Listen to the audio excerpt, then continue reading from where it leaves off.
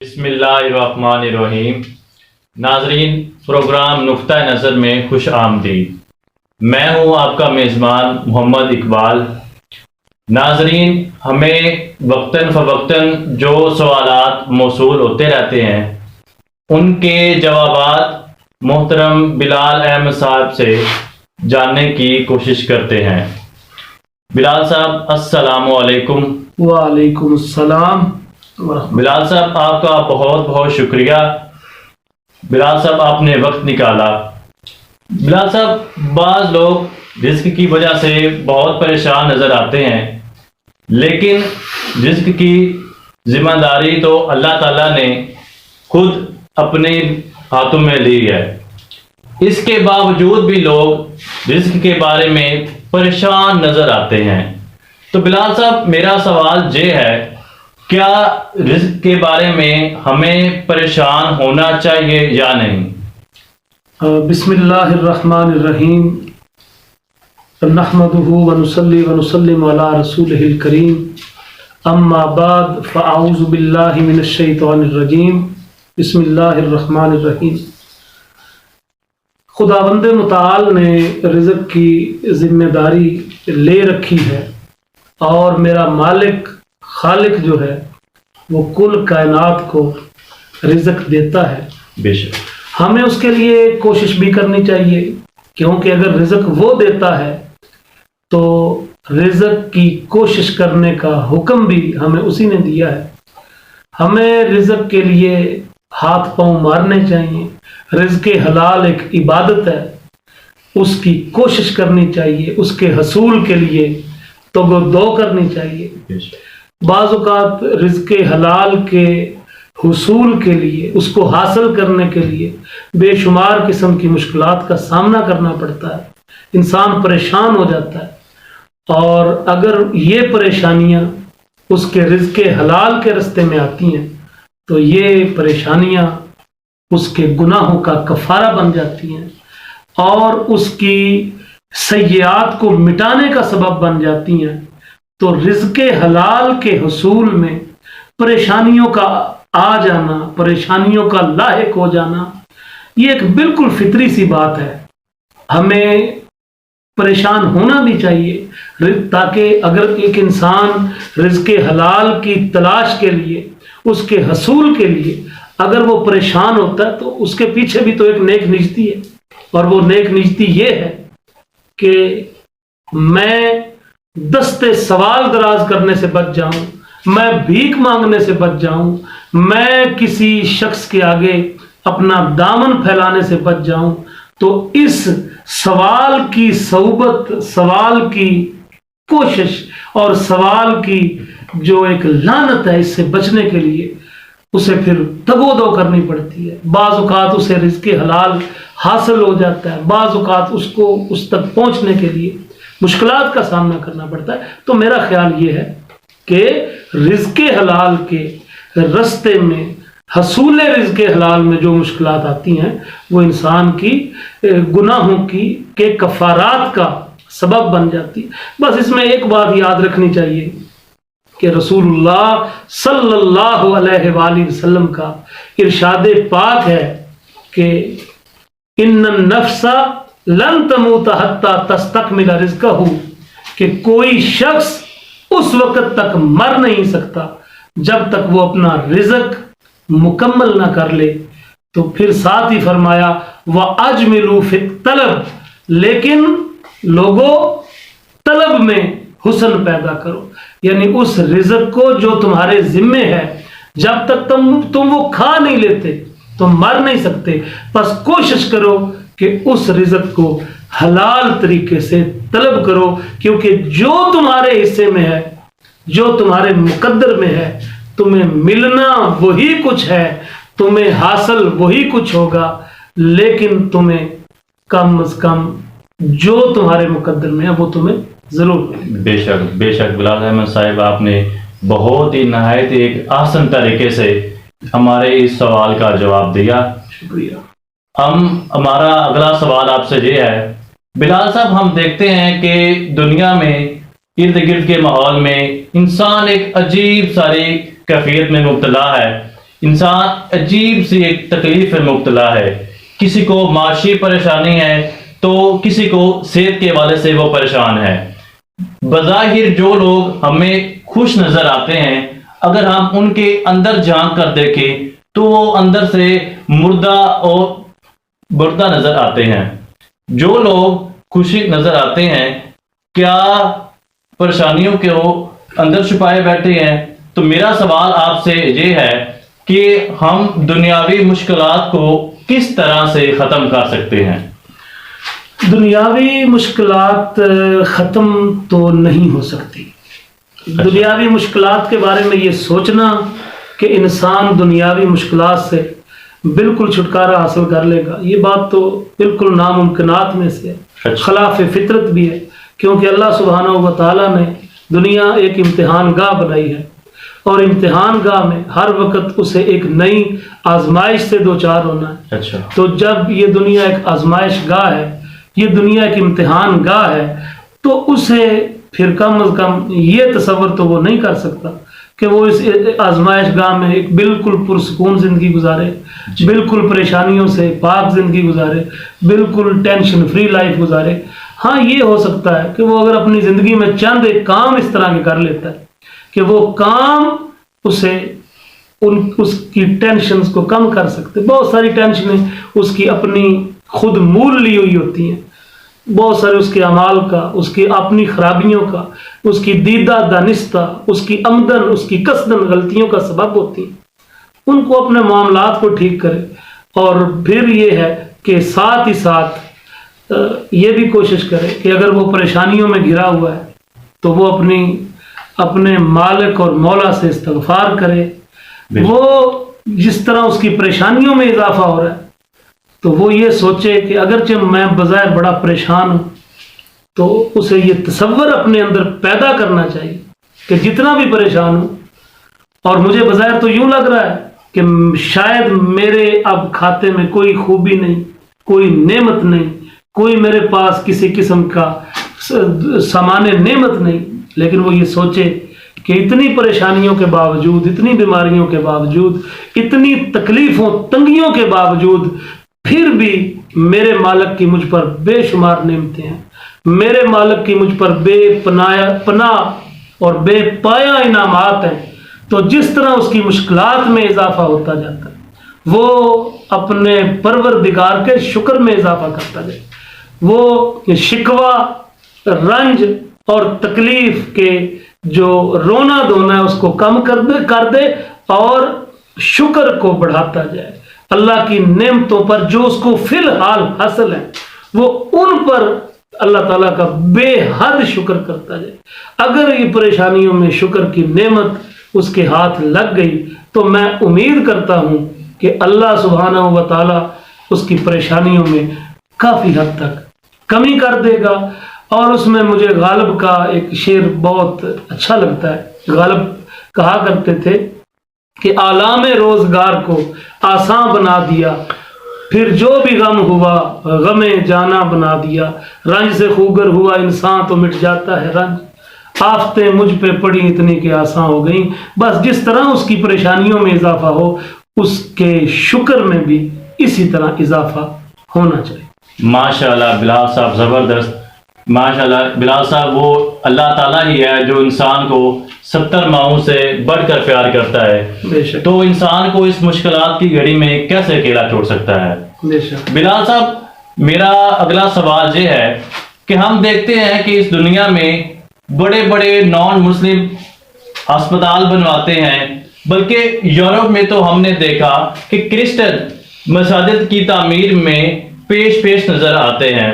Nelson Mandela جیسے لوگ خدمت خلق میں بہت بڑھ چڑھ کر آگے نظر آتے ہیں. تو میرا سوال یہ ہے کہ یہ لوگ اپنے ان اچھے کاموں کی وجہ سے جنت کے مستحق بنیں گے یا نہیں؟ سوال اصل میں تو یہی ہے آپ کا کہ کیا غیر مسلم جنت میں جا سکتا ہے یا نہیں جا سکتا. جی. تو بات یہ ہے کہ سب سے پہلی نیکی، سب سے اعلیٰ نیکی، سب سے بڑا عمل جس کی وجہ سے باقی اعمال کی قبولیت کا جس پر دار و مدار ہے اس عمل کو ایمان کہا جاتا ہے. یعنی آپ دنیا میں جتنے ہی اچھے کام کر لیں، آپ دنیا میں جتنی نیکیاں کر لیں، تو سب سے بڑی نیکی تو یہی ہو سکتی ہے کہ آپ اس پروردگار پر ایمان لائیں، آپ اس خالق اکبر کو مانیں، آپ اس رب العالمین کی ربوبیت کا اقرار بے شک. کریں جس نے آپ کو وجود بخشا ہے، جس نے آپ کو نعمتیں دی. آپ ہزاروں نیکیاں کرتے ہیں، آپ مخلوقات کے ساتھ بڑی اچھائیاں کرتے ہیں، آپ رفائی کام کرتے ہیں، لیکن دوسری طرف آپ کا یہ حال ہے کہ جس ہستی نے آپ کو یہ طاقت دی ہے، جس نے آپ کو وجود بخشا ہے، جس نے آپ کو سب کچھ دی، آپ اس کے تو انکار کر بیٹھے. تو ایمان کی حالت میں تو آپ کی نیکیاں آخرت میں آپ کا سہارا بنتی ہیں، وہ آپ کے لیے جنت کا سبب بنتی ہیں، وہ آپ کے لیے معاصی اور گناہوں سے بخشش کا سبب بن جاتی ہے. لیکن جب ایمان ہی نہیں، تو اس سلسلے میں صحیح مسلم میں حضرت انس بن مالک رضی اللہ تعالی عنہ کی روایت جو ہے، اس کو امام مسلم نے روایت کیا، اس کو مد نظر رکھنا چاہیے. انس رضی اللہ تعالیٰ عنہ فرماتے ہیں کہ رسول اللہ صلی اللہ علیہ وآلہ وسلم نے ارشاد فرمایا، آپ نے فرمایا کہ جب مومن کوئی نیکی کرتا ہے تو مومن کی نیکی اللہ سبحانہ و تعالیٰ اس کی نیکی کو ضائع نہیں کرتا، اس کو دنیا میں بھی اس نیکی کا اجر دیتا ہے اور آخرت میں بھی اس کی نیکی اس کے لیے ذخیرہ ہو جاتی ہے، اس کی نیکی آخرت میں اس کے لیے اجر کا سبب بنتی ہے.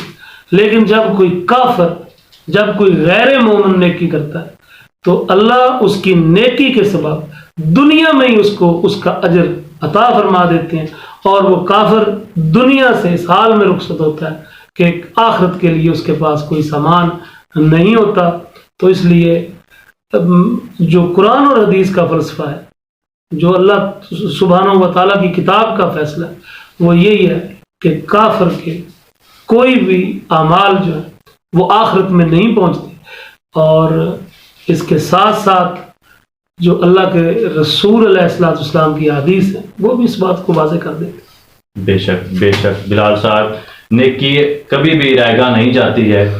بلال صاحب، میرا اگلا سوال آپ سے یہ ہے کہ اگر مرد اور عورت نکاح کے بغیر جنسی تعلق رکھتے ہیں تو اس سے انسانی معاشرے پر کیا اثر پڑتا ہے؟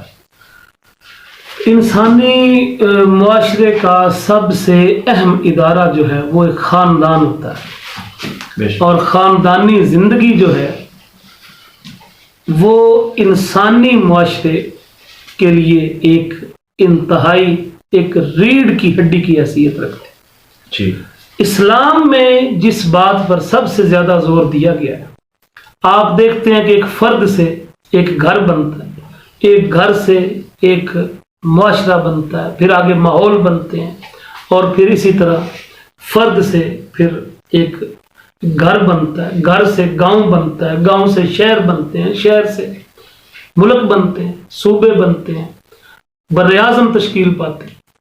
تو جو اس طرح کے آزادانہ جنسی تعلقات ہوتے ہیں، جب یہ قوموں کے اندر رائج ہو جاتے ہیں تو اس سے خاندانی نظام بالکل تباہ ہو جاتا ہے. اور آپ اگر ان قوموں کی طرف دیکھیں کہ جن میں آزادانہ جنسی تعلق ہے، جن میں نکاح اور ازدواجی تعلقات کا نظام کم ہے یا نہ ہونے کے برابر ہے، تو ان میں یہ معاملات جو ہیں، خاندانی نظام جو ہے، باپ بیٹے، ماں اور بہن بھائی، ان کے جو ایک پاکیزہ تعلقات ہیں، جن سے ایک پاکیزہ معاشرہ وجود میں آتا ہے، وہ اس سے محروم ہو چکے.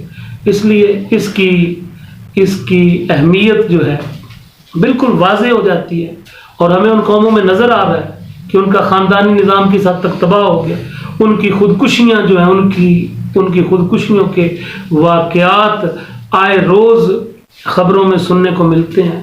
اسی طرح ان کے اس طرح کے جرائم، ان کے قتل و غارت، اس کی زیادہ تر وجہ جو ہے وہ آزادانہ جنسی تعلقات ہیں، جس سے اسلام نے جس کی اہمیت کو بہت واضح کیا ہے کہ انسان کو ایک مرد کا ایک عورت کے ساتھ کیا تعلق ہوتا ہے. اگر عورت اس کی ماں کی صورت میں ہے تو اس کا تعلق کیا ہے، بہن کی صورت میں ہے تو اس کا تعلق کیا ہے، اور اگر بیوی کی صورت میں ہے تو اس کا تعلق کیا ہے، تو یہ بالکل آج چیزیں یہ دیکھنے کو مل جاتی ہیں.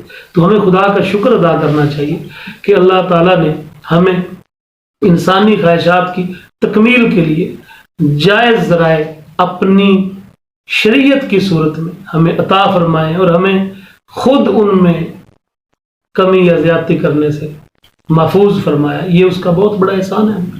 ماشاءاللہ بلال صاحب، آپ نے بہت ہی اچھے انداز میں اس کا جواب دیا، اور بے شک نکاح اسلام میں ایک بہت ہی نہایت ہی ایک خوبصورت طریقہ ہے. بلال صاحب، میرا اگلا سوال آپ سے یہ ہے، گناہ کرنا ایک بہت ہی فطرتاً ایک غلیظ اور گندا کام ہے. انسان کا گناہ کرنا اور پھر اس پر توبہ کرنا، اور پھر گناہ کرنا اور پھر اس گناہ پر توبہ کرنا، تو یہ معمول کس حد تک چل سکتا ہے؟ اس میں حضرت امام حسن بصری رحمۃ اللہ تعالی علیہ، آپ سے ایک بار سوال کیا گیا، آپ سے پوچھا گیا کہ لوگ گناہ کرتے ہیں پھر توبہ کرتے ہیں، لوگ پھر گناہ کرتے ہیں پھر توبہ کرتے ہیں، تو ہمیں ان لوگوں کو تو پھر اس سے شرم کرنی چاہیے کہ یہ کس منہ سے پھر اپنے مالک سے توبہ کرتے ہیں. جی. تو کسی شخص نے یہ بات حضرت امام حسن بصری، جو کئی جلیل القدر صحابہ کے شاگرد تھے، ان سے پوچھا، تو انہوں نے فرمایا کہ شیطان بھی یہی چاہتا ہے جو آپ چاہ رہے ہیں نا، کہہ رہے ہیں کہ جی ہمیں بار بار توبہ کرنے، جب توبہ کرتے ہیں پھر توبہ توڑ دیتے ہیں. تو حسن بصری کہتے ہیں کہ جو آپ سوچ رہے ہیں نا، شیطان بھی یہی سوچتا ہے کہ بس بندہ پھر توبہ کرنا چھوڑ دے اور اللہ سبحانہ و تعالیٰ سے شرما جائے. تو فرمانے لگے کہ بندے کو کوشش کرنی چاہیے کہ وہ گناہ سے بچے، لیکن خدا نہ خواستہ اگر اس سے کوئی گناہ ہو جائے تو وہ مایوس نہ ہو، اسے بار بار توبہ کرنی چاہیے. بلکہ اس سلسلے میں صحیح بخاری کی حدیث نمبر 7507 بڑی اہم ہے، جو حضرت ابو ہریرہ رضی اللہ تعالیٰ عنہ سے مروی ہے کہ رسول اللہ صلی اللہ علیہ وآلہ وسلم نے ارشاد فرمایا کہ جب کوئی بندہ گناہ کرتا ہے اور اس کے بعد توبہ کرتا ہے تو خداوند متعال اللہ سبحانہ و تعالی فرماتے ہیں کہ کیا میرا بندہ جانتا ہے کہ میرا رب ایسی ہستی ہے جو میرے گناہوں کو معاف بھی کر سکتا ہے اور میرے گناہوں پر میرا مواخذہ بھی کر سکتا ہے. تو میں نے اپنے بندے کو معاف کر دیا. چند دنوں تک، جب تک اللہ چاہتا ہے وہ اس گناہ سے بچتا رہتا ہے، اور اس کے بعد وہ پھر گناہ کرتا ہے تو پھر اللہ کی بارگاہ میں توبہ کرتا ہے. تو خداوند متعال فرماتے ہیں کہ میرا بندہ اس بات کو جانتا ہے کہ میں اس کا پروردگار ہوں، میں اس کے گناہوں کو معاف بھی کر سکتا ہوں اور اس کا مواخذہ بھی کر سکتا ہوں. تو دیکھو اس نے پھر میری بارگاہ میں، میری جناب میں اس نے پناہ لیا تو میں نے اس کو پھر معاف کر دیا. فرمایا وہ اسی طرح اپنے معاملات جو ہیں وہ توبہ کرتا رہتا ہے. لیکن اس حدیث میں یہ بات آپ کے ملحوظ خاطر رہنی چاہیے جی کہ اس حدیث میں بار بار توبہ کرنا اور بار بار پھر توبہ توڑ دینا، اس حدیث میں گناہ پر تحریص نہیں ہے کہ اس میں گناہ پر بندے کو ایک شوق دلایا گیا کہ وہ بار بار توبہ کرے اور بار بار توڑے. یہ تو اللہ سبحانہ و تعالیٰ کے ساتھ ایک تلاؤب ہے، یہ تو اللہ تعالیٰ کی توبہ کا ایک مذاق ہے. بلکہ اس حدیث سے جو بات واضح ہوتی ہے وہ یہ ہے کہ ایک انسان کو پوری کوشش کرنے کے باوجود اگر پھر بھی وہ نفسانی معاملات میں مغلوب ہو جائے تو اسے اللہ کی رحمت کا در نہیں چھوڑنا چاہیے، اسے پھر بھی اپنے مالک کے دامن رحمت میں پناہ لینی چاہیے، کیونکہ اس کے دامن رحمت کے سوا وہ بیچارہ کہاں پناہ لے گا، اور پناہ اور کہاں مل بھی سکتی ہے. تو یہ میرے مالک کی یہ کمال وہ بندہ پروری ہے کہ بندہ بار بار گناہ کرتا ہے تو اللہ بار بار اس کو بخش دیتا ہے. بے شک بلال صاحب، گناہ کرنا ایک نہایت ایک گندا اور غلیظ کام ہے. اللہ تعالی ہم سب کو برے کاموں سے بچنے کی توفیق دے. آمین آمین. بلال صاحب، انسان اس دنیا میں رہ کر اس دنیا کے لیے بہت کچھ کرتا ہے. تو میرا سوال یہ ہے کہ اس دنیا میں رہ کر انسان کے کون سے ایسے اعمال ہیں جو اس کو مرنے کے بعد بھی اس کے کام آئیں گے؟ بے شک اللہ کے رسول رسول مقبول صلی اللہ علیہ وسلم نے مختلف موقعوں پر ایسے اعمال کی نشاندہی کر دی ہے کہ جو اعمال انسان اگر اس دنیا میں کر دے اور کر کے جائے تو وہ اس دنیا کے بعد جب اگلی دنیا میں منتقل ہو جاتا ہے تو دنیا میں کیے گئے کام اس کو اگلی دنیا میں بھی راحت پہنچاتے ہیں، اجر پہنچاتے ہیں، ثواب پہنچاتے ہیں۔ وقتاً فوقتاً آپ نے مختلف مقامات پر ان کی وضاحت فرمائی۔ صحیح مسلم میں ایک حدیث ہے، رسول اللہ صلی اللہ علیہ وسلم نے فرمایا جب انسان مر جاتا ہے تو اس کے اعمال ختم ہو جاتے ہیں، اس کے اعمال منقطع ہو جاتے ہیں، اس کے اعمال کا سلسلہ رجسٹر بند ہو جاتا ہے، لیکن 3 چیزیں ایسی ہیں کہ جو اس کو مرنے کے بعد بھی فائدہ پہنچاتی رہتی ہیں۔ اس میں ایک چیز تو آپ نے یہ ذکر فرمائی کہ وہ نیک اولاد جو مرنے کے بعد اس کے لیے دعا کرے، دوسری پھیلایا ہوا علم جس سے لوگ نفع حاصل کریں، اور تیسرا صدقہ جاریہ کہ جس صدقہ جاریہ کو وہ اپنی زندگی میں کر کے جائے اور لوگ اس سے فائدہ اٹھائیں۔ تو یہ بھی اسی طرح سنن ابن ماجہ میں حضرت ابو ہریرہ رضی اللہ تعالیٰ عنہ سے روایت ہے، حدیث نمبر 242 میں اللہ کے رسول علیہ السلام نے ارشاد فرمایا کہ بندے کو آپ نے 7 چیزوں کا ذکر فرمایا کہ بندے کو یہ 7 چیزیں مرنے کے بعد فائدہ پہنچاتی ہیں۔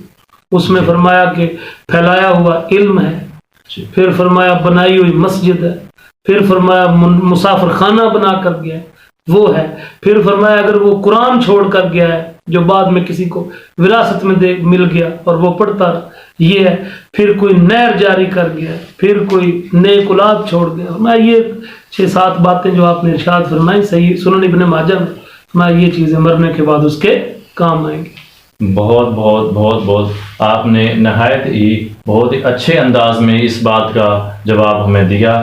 بے شک انسان کے اچھے اعمال اس کو مرنے کے بعد بھی اس کے کام آئیں گے۔ بلال صاحب، انسان مشکلات سے نہیں بچ سکتا ہے، یہ ایک لگا بندہ قانون ہے۔ تو سوال پھر یہ ہے کہ انسان خوشی کا تصور بھی کر سکتا ہے؟ اگر انسان خوشی میں مشکلات کے درمیان خوش رہ سکتا ہے تو کیسے رہ سکتا ہے؟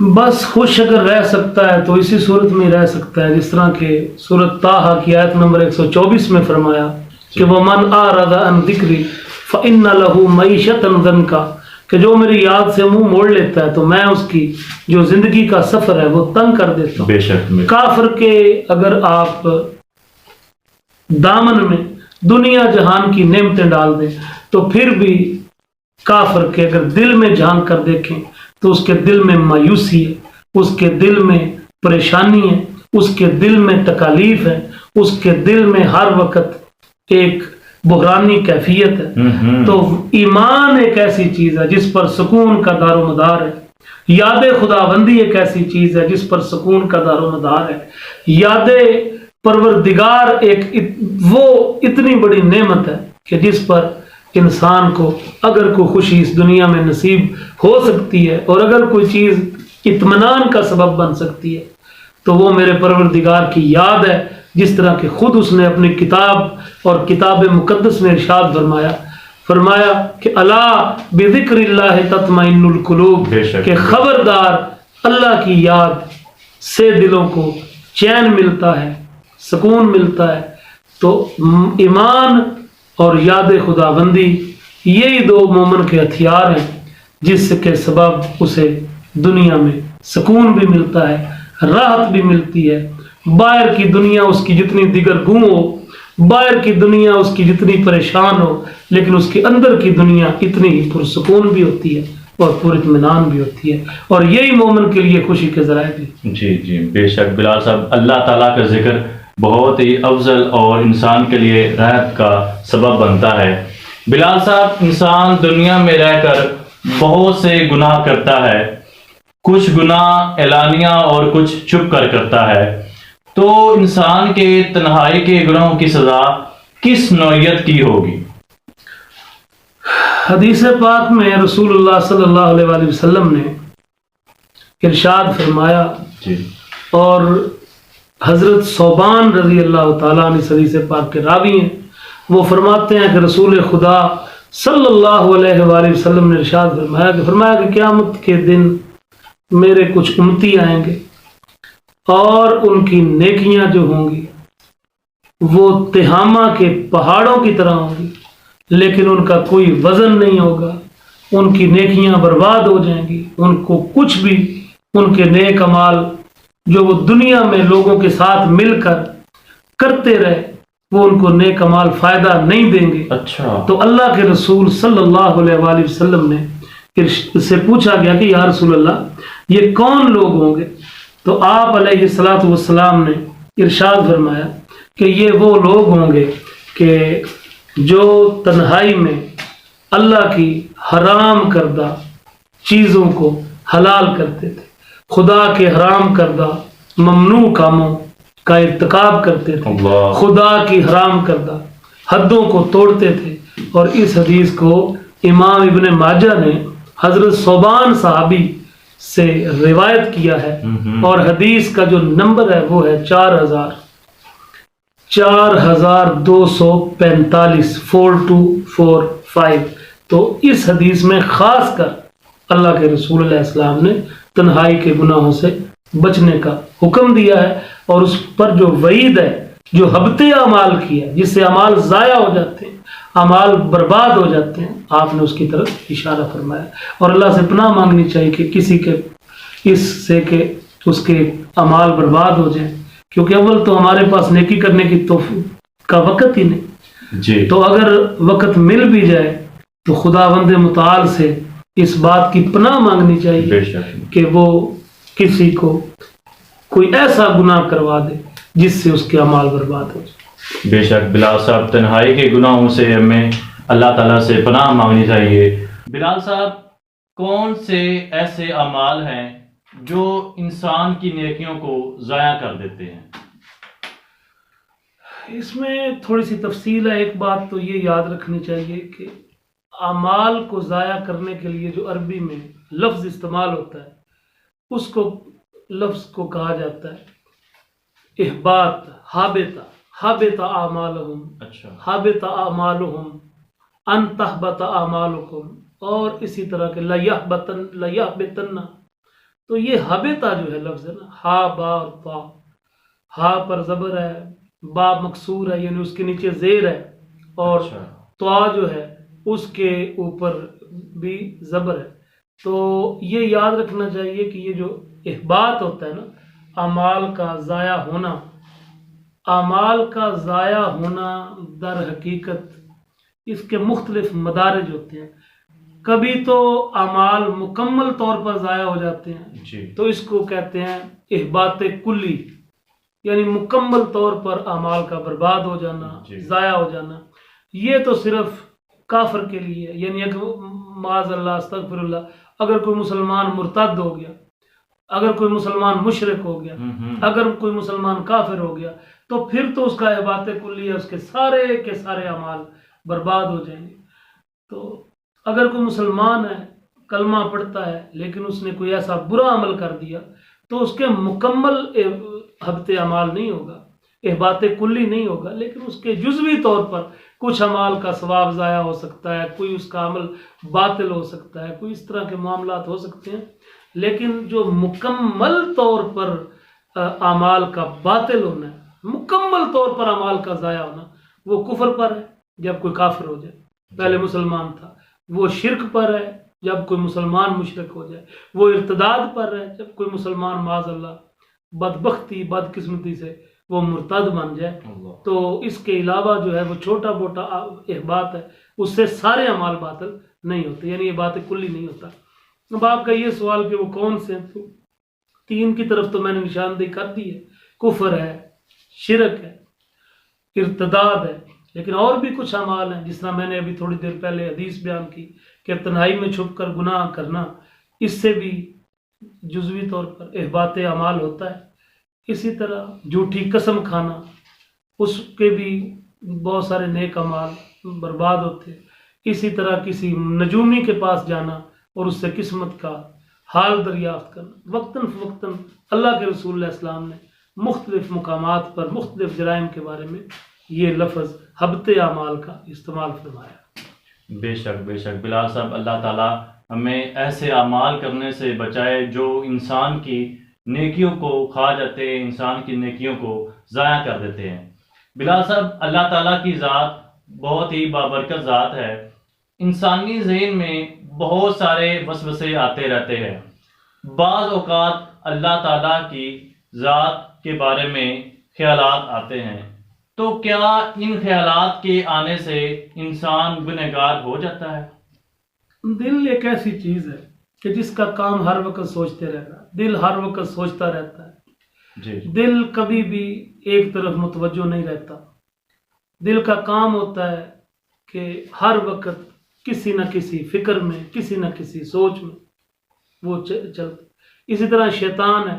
شیطان کا کام بھی ہر وقت بندے کے دل میں وسوسے ڈالنا ہے. جی تو ہر وقت وہ شیطان بھی اپنے کام میں مگن ہے، انسان کے ذہن میں وسوسے ڈالتا ہے. الذی یوسوس فی صدور الناس من الجنۃ والناس. تو انسان کا ذہن، انسان کا دل جب یاد الہی سے غافل ہوتا ہے تو پھر اس کے ذہن میں وسوسے آتے ہیں، اس کے ذہن میں مختلف قسم کے خیالات آتے ہیں.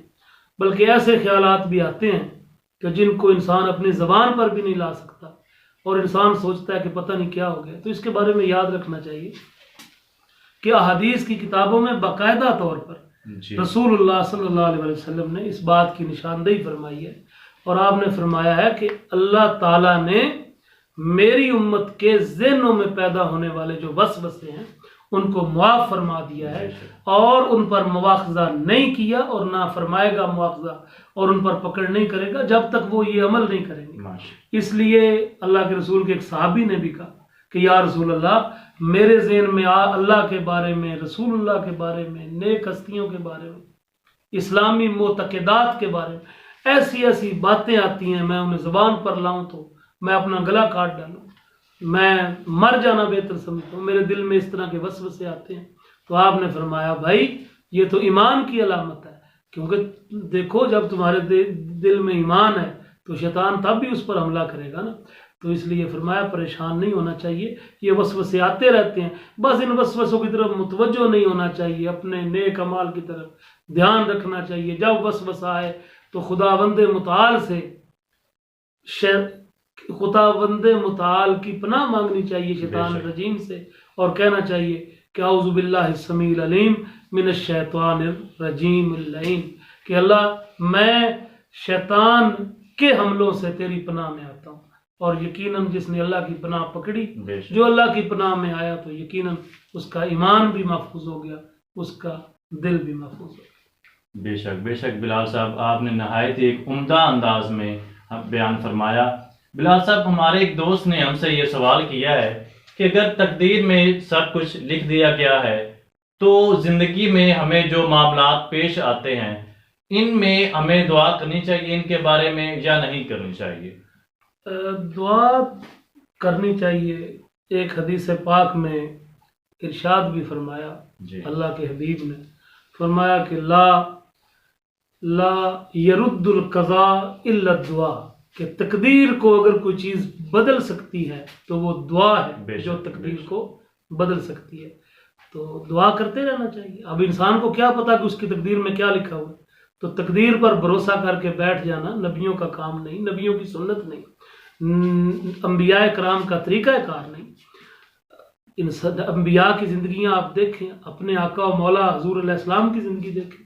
آپ نے کسی مسئلے میں بھی تقدیر کو معلوم کرنے کی تو کوئی کوشش نہیں کی. آپ نے ہمت کی ہے، کوشش کی ہے، اسباب جمع کی ہے، آپ نے پوری ہمت، آپ نے پوری توجہ کے ساتھ ہر معاملے کو کرنے کی کوشش کی ہے، چاہے وہ جنگ بدر ہو، چاہے جنگ احد ہو، چاہے جنگ خندق ہو. تو آپ نے تو اپنے عمل کے ذریعے یہ ثابت کر دیا ہے کہ آپ کو ہر معاملے میں پوری کوشش کے ساتھ، پوری تیاری کے ساتھ، ہمت کے ساتھ آپ کو وہ جو کام جائز درست کام ہے وہ کرنا چاہیے. اس کے بعد آپ کی تقدیر میں کیا لکھا ہوا ہے یہ تو آپ کا مالک جانتا ہے. تو اگر اس نے لکھا ہوا ہے کہ ایسے ہوگا یا ایسے نہیں ہوگا تو یہ اس کے فیصلے ہیں. آپ اپنا کام پورا کریں، آپ کو رسول اللہ نے دعا کا حکم دیا, آپ کو اللہ تعالیٰ نے دعا کا حکم دیا, ادعونی استجب لکم, دعا کرو میں قبول کروں گا. تو آپ کیوں تقدیر کے چکروں میں پڑتے ہیں؟ آپ کو دعائیں کرتے رہنا چاہیے. اور آپ کی تقدیر میں کیا, تقدیر کا مسئلہ جو ہے یہ ایک ایسا مسئلہ ہے کہ جو اللہ تعالیٰ کا ایک راز ہے. اگر آپ عقیدۃ الطحاویہ دیکھیں تو عقیدۃ الطحاویہ میں واضح طور پر لکھا ہوا ہے کہ تقدیر جو ہے, تقدیر کی حقیقت یہ ہے کہ یہ مخلوق میں ایک اللہ کا راز ہے, اور اللہ کے راز کو کوئی بندہ بھی نہیں جان سکتا کہ اس راز میں کیا لکھا ہے. تو آپ کو کوشش کرنی چاہیے, دعائیں کرنی چاہیے, آپ کو رسول اللہ کی ہدایات پر عمل کرنا چاہیے. اور ایک دفعہ حدیث پاک میں آتا ہے رسول اللہ تشریف لائے تو صحابہ کرام تقدیر کے مسئلے میں بحث کر رہے تھے. فرمایا تم سے پہلے لوگ بھی مسئلہ تقدیر پر گفتگو کرتے ہوئے گمراہ ہوئے, تو تقدیر پر گفتگو نہیں کرنی چاہیے. آپ نے منع فرمایا, بس عمل کرنا چاہیے, دعا کرنی چاہیے. تقدیر میں کیا لکھا ہے اس کا علم اللہ کے سپرد کر دے گا. بے شک بلال صاحب, ہمیں ہمیشہ خدا تعالیٰ سے دعا کرتے رہنا چاہیے. بے شک وہ دعاؤں کو سنتا ہے. بلال صاحب, ہمارے ایک دوست نے ہم سے یہ سوال کیا ہے. اس کا کہنا ہے کہ ہم نے دیکھا ہے کہ بہت سارے لوگ ہاتھ کھول کر یعنی کہ ہاتھ لٹکا کر نماز ادا کر رہے ہوتے ہیں, اور کچھ لوگ تو سینے پر ہاتھ باندھ کر نماز ادا کر رہے ہوتے ہیں, اور کچھ لوگ ناف پر ہاتھ رکھ کر ادا کر رہے ہوتے ہیں نماز.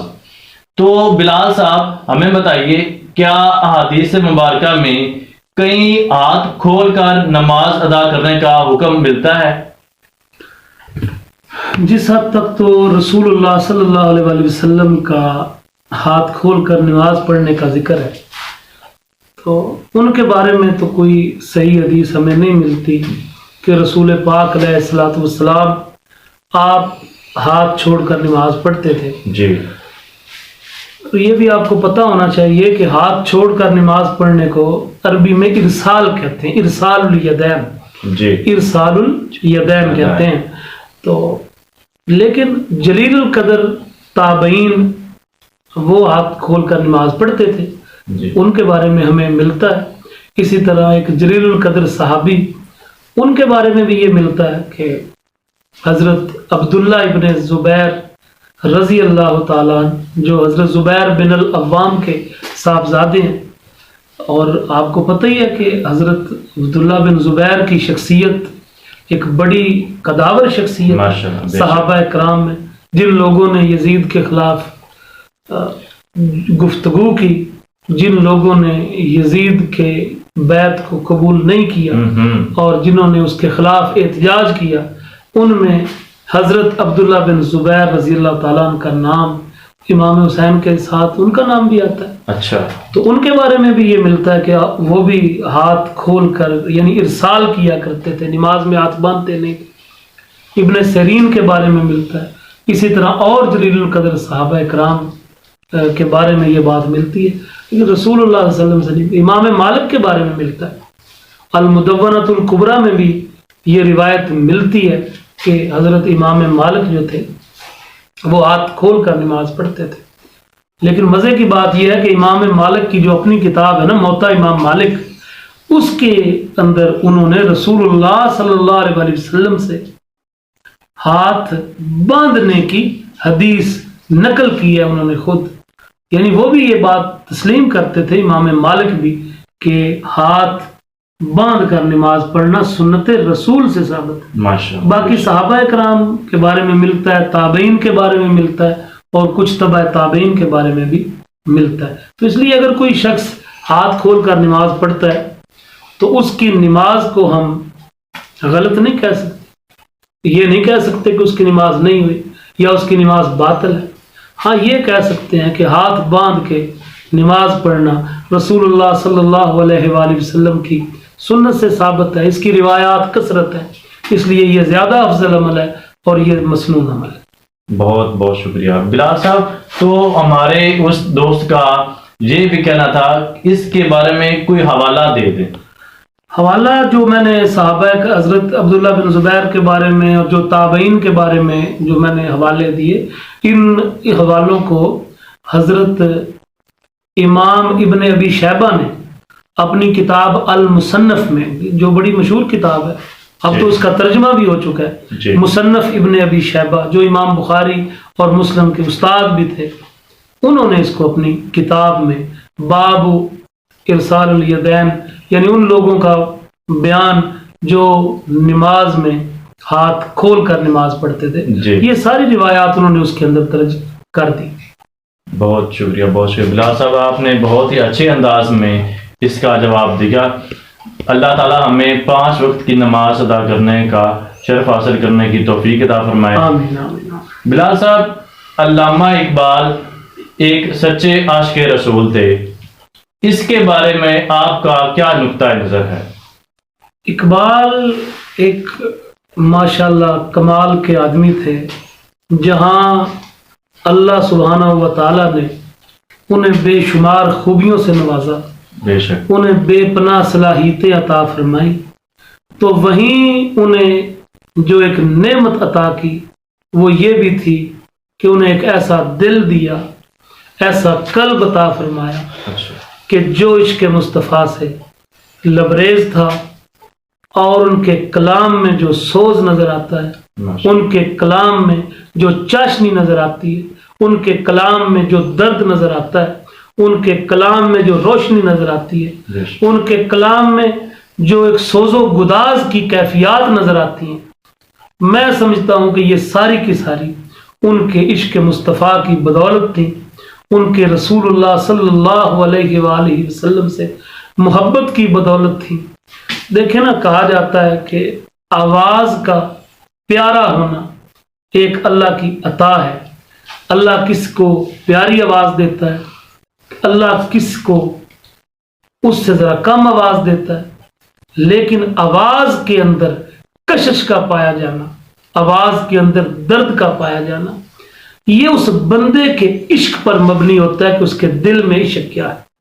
شاعری تو بہت سارے لوگوں نے کی، بہت سارے لوگوں نے میدان شاعری میں تب آزمائی کی، لیکن جو درد، جو سوز، جو تڑپ، جو جذبہ ہمیں حضرت علامہ کے کلام میں ملتا ہے وہ کہیں بھی نہیں دیکھنے کو ملتا.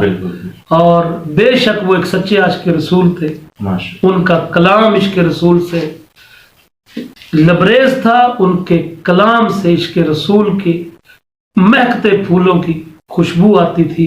اور انہوں نے جا بجا اس کا ذکر بھی کیا ہے، انہوں نے جا بجا اس کو بیان بھی کیا ہے، اور اسی عشق کو انہوں نے امت مسلمہ کے سینے میں اسی عشق سے عشق مصطفیٰ کے چراغ روشن کیے ہیں. ایک جگہ پر بہت پیاری بات کی، ہو نہ یہ پھول تو بلبل کا ترنم بھی نہ ہو، بزم دہر میں کلیوں کا تبسم بھی نہ ہو، یہ نہ ساقی ہو تو پھر میں بھی نہ ہو، خم بھی نہ ہو، بزم توحید بھی دنیا میں نہ ہو، تم بھی نہ ہو، خیمہ افلاک کا استادہ اسی نام سے ہے، بزم ہستی تپشا مادہ اسی نام سے ہے. تو ہم اللہ سبحانہ و تعالیٰ سے دعا کرتے ہیں کہ اللہ ہمارے اس شاعر کو، جو در واقعی ایک شاعر مشرق تھے، جنہوں نے مشرقی روایات، مشرقی تمدن اور مشرق کے سانچے میں ڈھال کر، اور وہ ایک برتن تو وہ ایک مشرق کا تھا، ان کی سرائی تو مشرق میں بنائی گئی تھی، لیکن اس کے اندر جو مے تھی، جو اس کے اندر شراب تھی، وہ حجازی تھی. خود ہی ایک جگہ پر فرماتے ہیں کہ اجمی خم ہے تو کیا، میں تو حجازی ہے میری، نغمہ ہندی ہے تو کیا، لے تو حجازی ہے میری. اور پھر ایک جگہ پر فرماتے ہیں کہ ہر کے عشق مصطفیٰ سامان اوست، ہر کے عشق مصطفیٰ سامان اوست، بحر و بر در گوشہ دامان اوست، کہ ہر وہ شخص کہ جس کے پاس عشق مصطفیٰ کا سامان ہے تو وہ بندہ غریب نہیں ہے، وہ امیر آدمی ہے. تو وہ یوں ہی سمجھے کہ خوشی کی اور تری ساتھ بر اعظم اور ان کی دولت اللہ نے میرے دامن میں ڈال دی ہے. یقیناً وہ عشق مصطفیٰ کی دولت سے مالا مال تھا. بے شک بے شک بلال صاحب، علامہ صاحب کی شاعری میں جو مہک ہمیں نظر آتی ہے وہ حضور سے محبت کی وجہ سے ہی ہے. بے شک. علامہ صاحب، اللہ تعالیٰ ان کے درجات بلند فرمائے. آمین. بلال صاحب بہت بہت آپ کا شکریہ، آپ نے اپنے قیمتی لمحات میں سے ہمیں وقت نکالا، ہمیں موقع دیا، اور ہم نے آپ سے بہت ہی آسان طریقے سے اس سوالات کے جوابات موصول کیے ہیں۔ ہمارے پروگرام نقطۂ نظر کا یہاں پر اختتام ہوتا ہے۔ السلام علیکم ورحمۃ اللہ وبرکاتہ۔ وعلیکم السلام۔